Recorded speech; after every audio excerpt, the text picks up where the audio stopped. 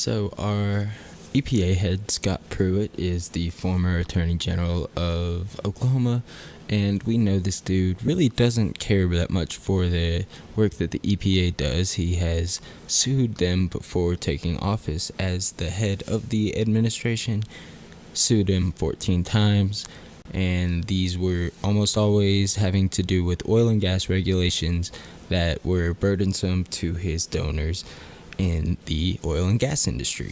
So let's see how he's doing and how he's keeping our environment protected. The AP has a story here. Appeals court orders EPA to proceed with emissions rule. A federal appeals court in Washington has ruled that the head of the Environmental Protection Agency overstepped his authority in trying to delay implementation of a new rule requiring oil and gas companies to monitor and reduce methane leaks. In a split decision Monday, the three-judge panel from the U.S. Court of Appeals for the District of Columbia Circuit ordered the EPA to move forward with the Obama-era requirement that aims to reduce planet-warming emissions from oil and gas operations. EPA Administrator Scott Pruitt announced in April that he would delay by 90 days the deadline for oil and gas companies to follow the new rule so that the agency could reconsider the measure. The American Petroleum Institute, the Texas Oil and Gas Association, and other industry groups had petitioned Pruitt to scrap the requirement, which had been set to take effect in June. So Pruitt didn't want to follow these regulations that would cause these companies to monitor and report their methane emissions to the government as part of an Obama-era regulation that was set to take effect in June of this year. And Scott Pruitt's fighting tooth and nail so he doesn't have to do that, so that the companies that he represents don't have to lose out on a little bit of money, because they say some of their smaller operations will have to be shut down if some of these new rules take effect, because the methane levels are too high in some of the more, small locations that produce natural gas, methane, etc. Last month, Pruitt announced he intended to extend the 90-day stay for 2 years. A coalition of 6 environmental groups opposed the delay in court, urging the appeals judge to block Pruitt's decision. In a detailed 31-page ruling, the court disagreed with Pruitt's contention that the industry groups had not sufficient opportunity to comment before the 2016 rule was issued.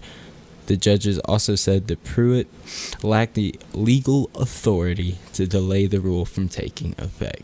So the head of the EPA can't even delay the measure from taking place and going into effect because it was already passed by the previous administration. There's nothing Scott Pruitt can do. His hands are tied. So anything he does past this point is straight up breaking the law, unconstitutional, and therefore, in my eyes, impeachable, or something to that effect.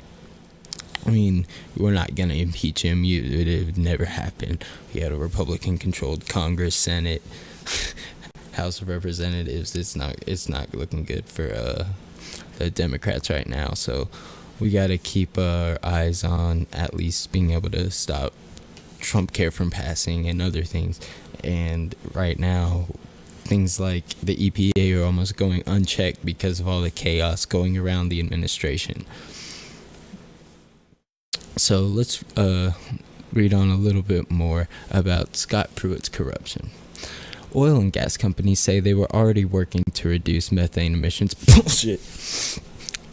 Sorry. And that complying with the new rules would make many low-production wells unprofitable. Pruitt has repeatedly moved into recent months to block or delay environmental regulations by opposed by corporate interests. So this guy is like the teat sucker of giant industry. He will do whatever you tell him if you pay him to do it. He is a corporate whore and running our Environmental Protection Agency. Welcome to the Trump administration, fellas. It's a interesting place. So not only is the head of the EPA actively interested in dismantling the EPA and the very institution he represents and leads, he's also fighting against policies already passed in past administrations to curb climate emissions, curb methane, which we know is way more effective at capturing heat and staying in the atmosphere than CO2, which makes it a much more dangerous greenhouse gas, which we have to obviously be watching, since global warming is kind of a thing that's kind of happening right now, and the floods around the world, the record heat waves going around. There was one in I believe India and one in the US just this last week. I mean, we know that it's not even a debatable thing anymore, and this isn't even a matter of climate change. This is just, hey, let's not put a shitload of methane in the air, and we have the head of our EPA fighting tooth and nail to stop it from happening.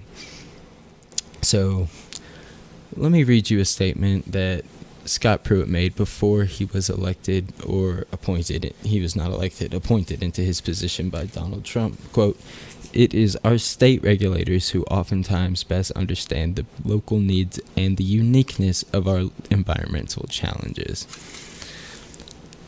That sounds like some lawyer talk for, we're going to do whatever the fuck we want, and we're going to basically sell out to the highest bidder. So if you want a good deal, if you want to,